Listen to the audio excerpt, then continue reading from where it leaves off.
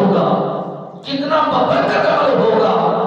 کتنا بہترین عمل ہوگا کہ میرے آقا مولا صلی اللہ علیہ وبارک وسلم سرکار اپنی محبت کا اظہار فرما کر یہ ارشاد فرما رہے ہیں، اے صدیق تیری سخاوت کے کیا کہنے، تیری محبت کے کیا کہنے، تیری سماگری کے کیا کہنے، اور تیری ہجرت کے کیا کہنے، اور جس وقت جس گھڑے جس انداز میں بھی نبی محترم سرکار نے اپنے اس غلام و وفادار حکمدار محبت کرنے والے پیار کو دیکھا، ہر گھڑی میں ہر میدان کے اندر ان کا طریقہ کار انداز مختلف دکھتا ہے۔ حالانکہ صحابہ کرام آپ سے محبت رکھتے ہیں، مال بھی شامل کرتے ہیں، سخاوت میں بہت بڑا نام رکھتے ہیں،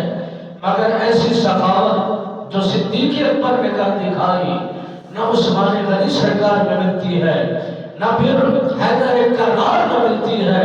نہ ہی فاروق اعظم سرکار میں ملتی ہے۔ اور ہر کسی کا سخاوت کرنے کا پلڑا اپنا ہے، انداز اپنا ہے، طریقہ کار اپنا ہے، لب و لہجہ اپنا ہے، لوگوں کو خریدنے کا طریقہ کار انداز مختلف ہے، مگر صدیقیت پر بات جو میرے نبی سرکار کے غلام ہیں، وفادار ہیں، حکمدار ہیں، ان کی محبت اور ان کا پیار بڑا انوکھا عمل رکھتا ہے۔ میرے نبی رحمت سرکار نے فرمایا کہ اتنے بڑی نیکیاں اور اتنا بڑے ذخیرے رکھنے والے میرے غلام بھی ہیں، میرے وفادار بھی ہیں۔ حضرت عائشہ صدیقہ رضی اللہ تعالیٰ عنہ سرکار، میرے نبی رحمت سرکار آپ ان کی گود میں لیٹے ہوئے ہیں اور آپ سرکار کی طرف اما عائشہ صدیقہ رضی اللہ تعالیٰ عنہ سرکار نے عرض کی، حضور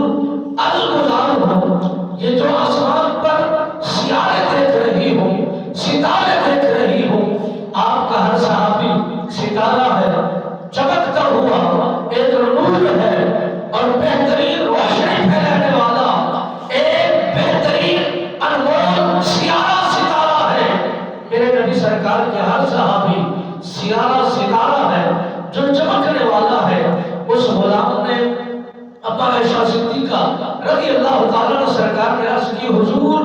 اتنا نیکیاں کسی کے پلڑے میں، کسی کے کھاتے میں، کسی اعمال میں، کسی کے کردار میں اتنا نیکیاں بھی پائی جاتی ہیں۔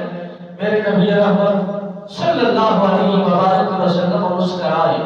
آپ نے فرمایا، اے عائشہ یہ